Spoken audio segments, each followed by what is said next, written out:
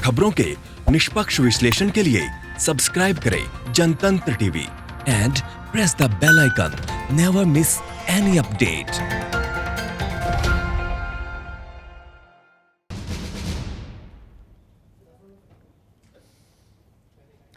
नमस्कार, बहुत स्वागत है आपका हमारी खास पेशकश में। आपके साथ मैं हूं शंकर दत्त पंत। कोरोना संकट का सामना जहां पूरी दुनिया कर रही है, वहीं दूसरी तरफ इस संकट ने पूरी दुनिया में अर्थव्यवस्था की कमर भी तोड़कर रख दी है।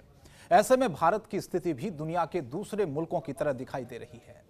दिग्गज रेटिंग एजेंसियों का भी यह दावा है कि $5 ट्रिलियन की अर्थव्यवस्था बनने का दावा करने वाले देश में जीडीपी 0 के आसपास रह सकती है।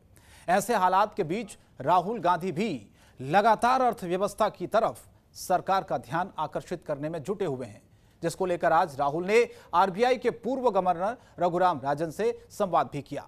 तो आज दिखाएंगे आपको इस संवाद की कुछ मुख्य बातें और बताएंगे क्या है भारत में अर्थव्यवस्था का हाल और कैसे हो सकता है हालात में सुधार।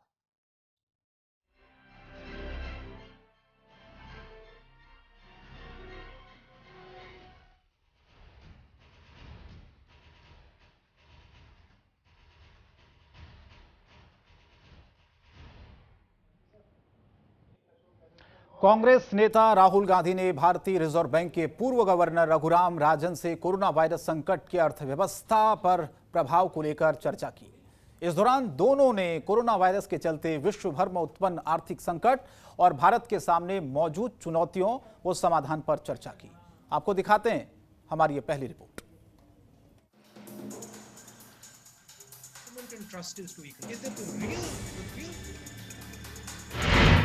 अर्थव्यवस्था पर राहुल रघुराम संवाद। कोरोना के बीच राहुल की नई मुहिम। पूर्व आरबीआई गवर्नर रघुराम राजन की सलाह। लॉकडाउन में जरूरी है गरीबों की मदद। सरकार को खर्च करने होंगे 65,000 करोड़। कोरोना संकट के चलते पूरा देश लॉकडाउन है। देश में सब बंद है। फैक्ट्रियों पर ताले लगे हैं। लोग घरों में कैद हैं और इसका सीधा असर हमारी अर्थव्यवस्था पर पड़ा है। नतीजा है जीडीपी की रफ्तार थम गई है। अर्थव्यवस्था के सामने खड़ी इन चुनौतियों को लेकर कांग्रेस नेता राहुल गांधी लगातार सरकार का ध्यान आकर्षित कर रहे हैं। गुरुवार को राहुल गांधी ने रिजर्व बैंक ऑफ इंडिया के पूर्व गवर्नर रघुराम राजन से अर्थव्यवस्था के मुद्दे पर लंबी चर्चा की। इस दौरान रघुराम ने कहा कि इस समय गरीबों की मदद करना बेहद जरूरी है, जिसके लिए सरकार के लगभग 65,000 करोड़ रुपए खर्च होंगे। रघुराम ने कहा कि वैश्विक मंच पर भारत एक बड़ी भूमिका निभा सकता है और नए वर्ल्ड ऑर्डर में अपना स्थान भी बना सकता है। शक्तिहीन लोगों को शक्तिशाली नेता अच्छा लगता है। हम एक विभाजित समाज के साथ कहीं नहीं पहुंच सकते हैं। रघुराम राजन बोले कि आज स्वास्थ्य नौकरी के लिए अच्छी व्यवस्था करने की जरूरत है। 65,000 करोड़ इतना ज्यादा नहीं है। हमारा जीडीपी 200 लाख करोड़ है और उसमें 65,000 करोड़ इतना ज्यादा नहीं है, तो कर सकते हैं। और अगर ये गरीबों के लिए है और अगर उनका जिंदगी बचाने के लिए है तो करना चाहिए। अर्थव्यवस्था को लेकर वैश्विक संकट के बीच आज भारत की स्थिति को कैसे बेहतर किया जाए, इसे लेकर रघुराम राजन ने कई विशेष सुझाव दिए। आपको ग्राफिक्स के जरिए दिखाते हैं क्या खास रहा आज राहुल रघुराम संवाद में। कोरोना से लड़ने के लिए मौजूदा संसाधनों को ध्यान में रखते हुए कुछ नियम तोड़ने पड़ेंगे। सरकार को प्राथमिकता तय करनी होगी, जिससे लॉकडाउन के बाद इकोनॉमी रफ्तार पकड़े। गरीबों को सीधे खाते में राशि, पेंशन और पीडीएस के जरिए आर्थिक मदद करने की जरूरत है। भारतीय इंडस्ट्री सप्लाई चेन के लिए दुनिया में जगह बनाने का यही सबसे बेहतर मौका है। क्वालिटी वाले जॉब क्रिएट करने की जरूरत है ताकि लोग सरकारी नौकरी पर निर्भर न रहें। देश में सामाजिक तालमेल ज्यादा जरूरी है। बड़ी चुनौतियों के वक्त मतभेद नहीं होने चाहिए। रघुराम राजन ने कहा कि देश में हर रोज कोरोना के 5 लाख टेस्ट करने की जरूरत है।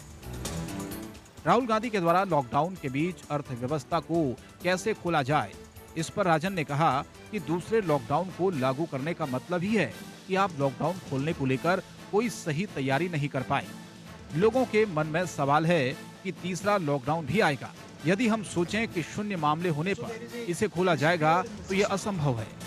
Lockdown, it means that you haven't been completely successful in doing in reopening, and that raises questions of if you reopen again, will you go into a third lockdown? So it does diminish credibility. That said, I don't think we have to aim for 100% sort of success. That is 0 cases when we open up. That's unachievable. आज राहुल रघुराम संवाद के दौरान अर्थव्यवस्था के मुद्दे पर राजन ने सरकार को कई सुझाव दिए। माना जा रहा है कि आगे भी राहुल इस प्रकार का क्रम जारी रखने वाले हैं। हालांकि राहुल ने पिछले दिनों ही प्रेस कॉन्फ्रेंस में कहा था कि मोदी सरकार को लॉकडाउन खत्म होने के बाद का प्लान तैयार कर लेना चाहिए। साथ ही राहुल कोरोना के टेस्ट बढ़ाने और अर्थव्यवस्था के बारे में भी लगातार सुझाव देते आ रहे हैं। ब्यूरो रिपोर्ट, जनतंत्र टीवी। तो ये तो आपने देखा राहुल और रघुराम संवाद, लेकिन अब सवाल ये है कि कैसे होगा डूबती अर्थव्यवस्था का उद्धार। सबसे बड़ा सवाल यही है। तो आज राहुल गांधी और रघुराम राजन के बीच हुए संवाद के दौरान अर्थव्यवस्था के मुद्दे पर न केवल बात हुई, बल्कि कैसे 0 पर पहुंची अर्थव्यवस्था को दोबारा रफ्तार दी जाए, इसे लेकर भी सुझाव दिए गए। हालांकि अगर मौजूदा हालात की बात करें तो स्थिति बेहद चिंताजनक बनी हुई है और इस बीच वर्ल्ड बैंक के बाद अब ADB ने भी भारत को कर्ज देने की पेशकश की है। हालांकि यहां बड़ा सवाल यह है कि आखिर सरकार को लोन की जरूरत क्या है, क्यों डिफॉल्टर से वसूली नहीं कर रही है सरकार। यहां सबसे बड़ी चुनौती यह भी है कि दुनिया की तमाम रेटिंग एजेंसियां भारत की विकास दर को 5.8% से भी ज्यादा घटा चुकी है। दिखाते हैं आपको हमारी ये दूसरी रिपोर्ट। कोरोना ने तोड़ी अर्थव्यवस्था की कमर। वर्ल्ड बैंक के बाद ADB ने की मदद की पेशकश। बड़ा सवाल, क्यों है सरकार को मदद लेने की जरूरत? क्यों डिफॉल्टर्स पर मेहरबान बनी हुई है सरकार? माइनस GDP के लिए क्या केवल कोरोना है जिम्मेदार? भारतीय अर्थव्यवस्था की हालत पहले ही खराब थी और कोरोना के चलते लॉकडाउन में देशबंदी ने अर्थव्यवस्था की कमर को पूरी तरह तोड़कर रख दिया है। ऐसे में दिग्गज रेटिंग एजेंसीज का दावा है कि इस वित्त वर्ष में भारत की GDP 0 के आसपास रह सकती है। मूडीज का मानना है कि भारत की GDP 0.2% रह सकती है। IMF कहता है कि भारत की GDP 1.9% रह सकती है। फिच का कहना है कि भारत की GDP 2% तक रह सकती है। वहीं क्रिसिल का मानना है कि भारत की GDP 1.8% तक रह सकती है। बड़ा सवाल है कि जब भारत में $5 ट्रिलियन की अर्थव्यवस्था बनाने का दावा किया जा रहा है, ऐसे में क्या केवल एक महामारी के कारण गिरती अर्थव्यवस्था को संभालने के लिए सरकार के पास कोई विकल्प नहीं है? हालांकि ऐसे में भारत सरकार को कर्ज देने की पेशकश भी की जा रही है।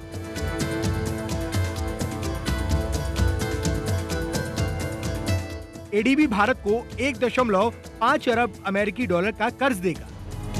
वहीं वर्ल्ड बैंक भारत को $1 अरब का कर्ज देगा। तो ADB और वर्ल्ड बैंक से मिलने वाली आपातकालीन मदद से कोरोना वायरस के प्रसार को रोकने में काफी हद तक सफलता मिलने की उम्मीद है। हालांकि इस बीच बड़ा सवाल ये है कि क्या भारत को इस वैश्विक महामारी से निपटने के लिए और अर्थव्यवस्था को पटरी पर लाने के लिए दुनिया से कर्ज लेने की जरूरत है? अगर हाँ, तो फिर भारत में मौजूदा बैंक चोर यानी कि विलफुल डिफॉल्टर्स के लोन को सरकार राइट ऑफ करने का काम क्यों कर रही है और देश में मौजूद डिफॉल्टर्स से वसूली क्यों नहीं की जा रही है? ब्यूरो रिपोर्ट, जनतंत्र टीवी।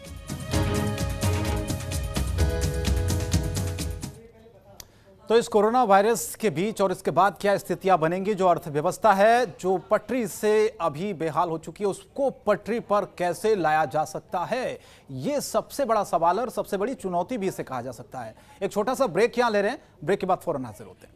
ब्रेक के बाद स्वागत है आपका। आगे बढ़ते हैं। जाहिर सी बात है कि अगर देश को वैश्विक संकट से निपटने के लिए आर्थिक मदद की जरूरत है तो फिर बड़े डिफॉल्टर्स पर मेहरबानी क्यों दिखाई जा रही है? दरअसल यह सवाल इसलिए भी गंभीर हो जाता है क्योंकि बजट सत्र के दौरान तो सरकार ने इसका जवाब नहीं दिया, लेकिन आईटीआई में हुए खुलासे के बाद राहुल और पूरी कांग्रेस ने सरकार के खिलाफ मोर्चा खोल दिया है, जिसके बाद वित्त मंत्री भी सामने आई और सरकार का पक्ष रखा। दिखाते हैं आपको हमारी इसी पर ये तीसरी रिपोर्ट।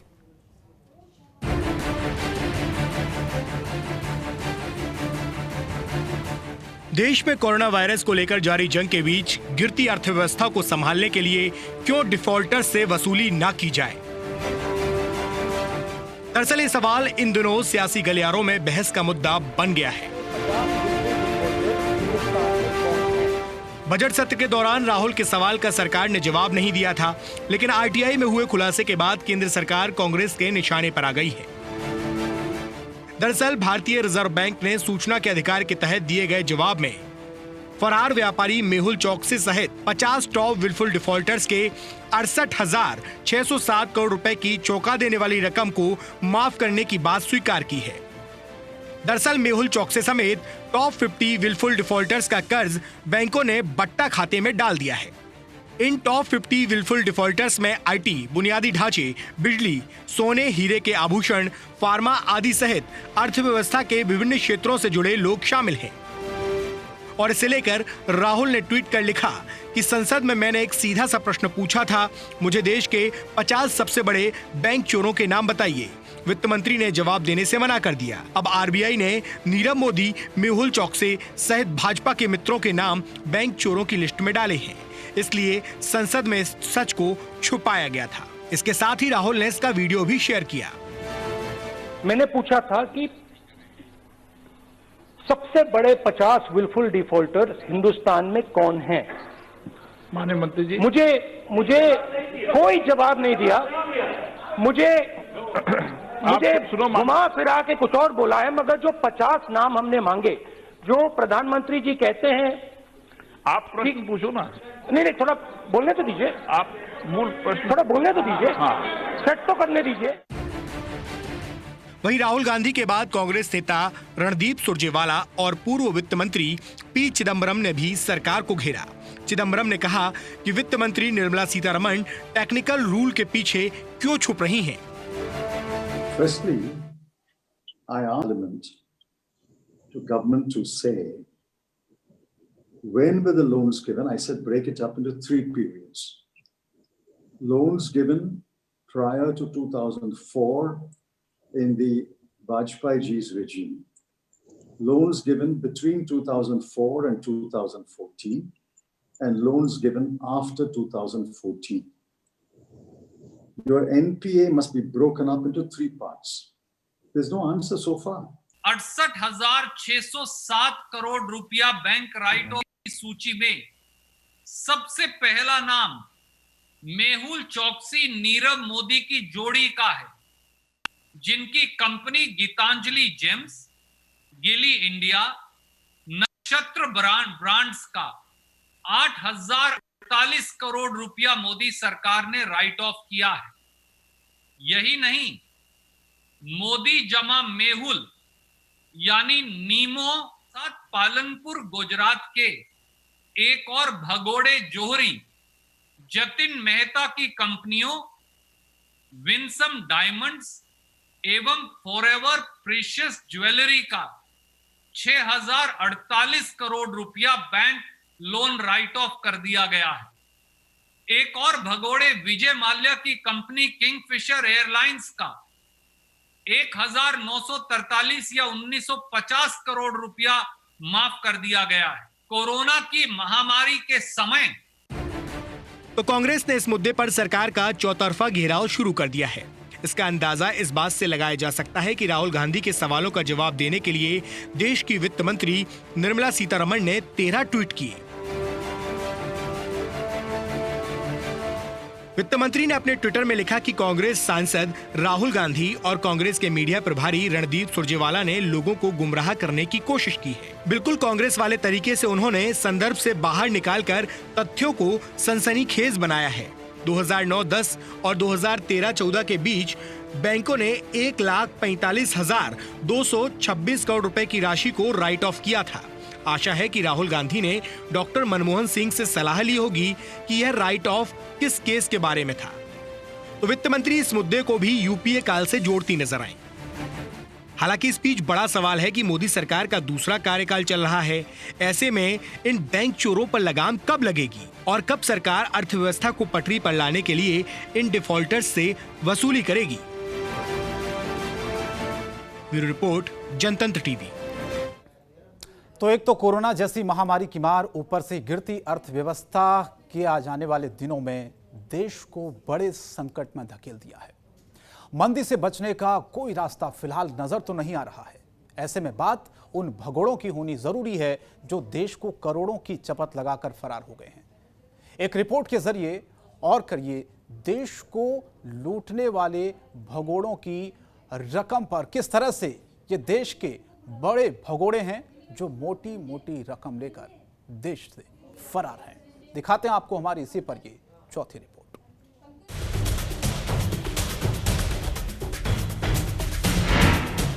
भगोड़ा विजय माल्या, 17 बैंकों का 9,000 करोड़ बकाया। भगोड़ा नीरव मोदी, पंजाब नेशनल बैंक को 13,500 करोड़ रुपए का चूना लगाया।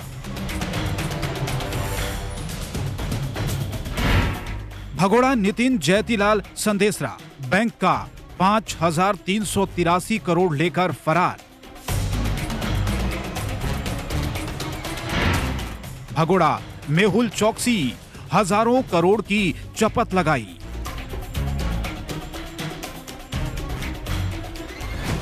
ये वो चेहरे हैं जिन्होंने देश को करोड़ों रुपए का चूना लगाया है, बैंकों को ठगा है, हिंदुस्तान की अर्थव्यवस्था को जमकर डुबोया है। और आज जब पूरी दुनिया कोरोना महामारी से जूझ रही है, देश की अर्थव्यवस्था डोल रही है, तब ये भगोड़े दूसरे देशों में चैन सुकून की सांसें ले रहे हैं। भगोड़ा विजय माल्या पर 17 बैंकों का 9,000 करोड़ बकाया है। वो फिलहाल इंग्लैंड में रह रहा है। भगोड़ा नीरव मोदी देश को सबसे ज्यादा चूना लगाने वाला ठग है। उस पर अकेले पंजाब नेशनल बैंक का 13,500 करोड़ रुपए बकाया है। गुजरात का दवा व्यापारी भगोड़ा नितिन जयतीलाल संदेसरा पर बैंक का 5,383 करोड़ रुपए बकाया है। वहीं मेहुल चौकसी पर अकेले पंजाब एंड सिंध बैंक का 44.1 करोड़ रुपए बकाया है, जबकि उसने कई और बैंकों को भी चूना लगाया है। दुनिया के 24 देशों में है भारत के 121 मोस्ट वांटेड। देश को लगाई 40,000 करोड़ रुपए की चपत।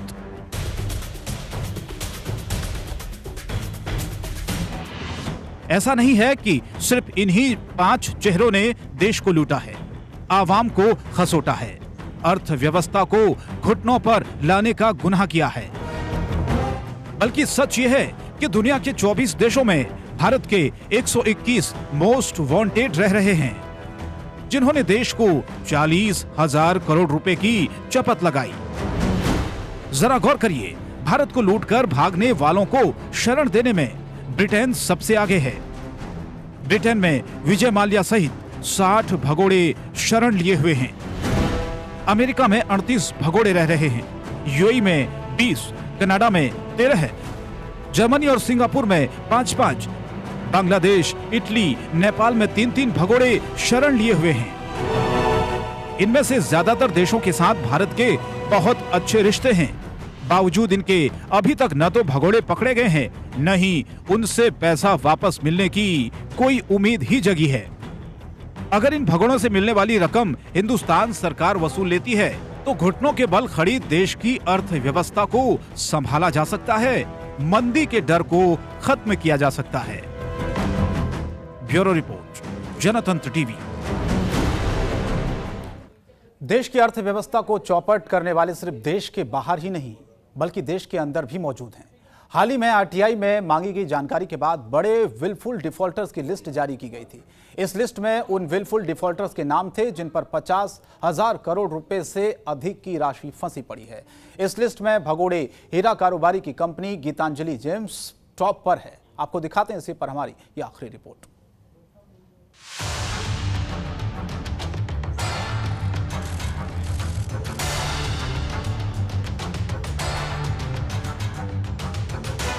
ये वो चेहरे हैं जिन्होंने बैंकों को लूटा, आवाम को खसोटा और देश को हजारों करोड़ का चूना लगाकर अर्थव्यवस्था को डुबोकर देश छोड़कर फरार हो गए।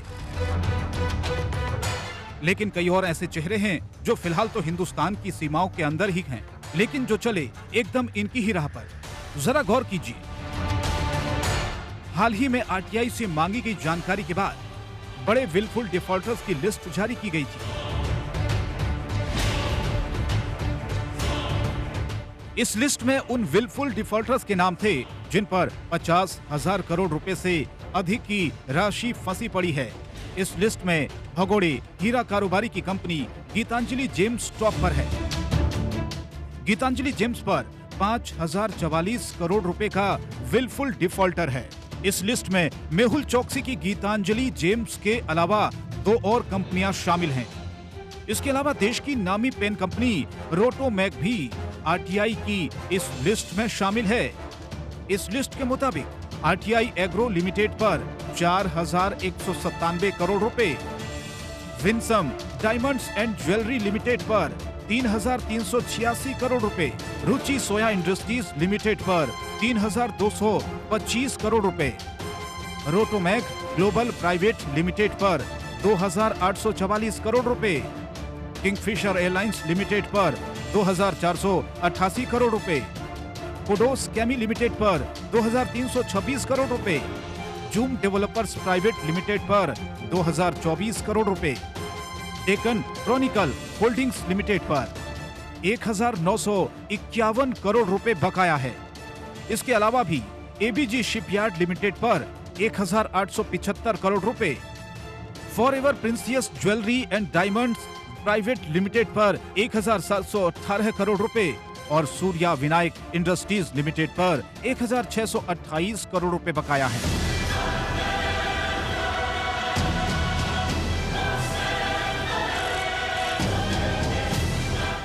गनीमत है कि ये सभी डिफॉल्टर अभी देश के अंदर हैं।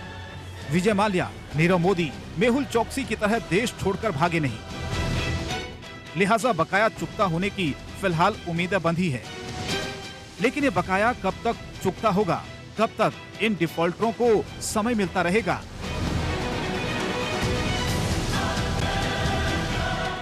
ये जरूरी सवाल है, खासकर ऐसे वक्त में जब अर्थव्यवस्था औंधे मुंह गिरने को तैयार है और उसे बचाना बेहद जरूरी हो गया है।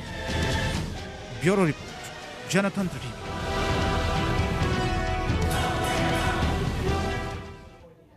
और हमारी खास पेशकश में फिलहाल आज के लिए इतना ही। बाकी खबरों के लिए आप बने रहिए जनतंत्र टीवी के साथ। नमस्कार।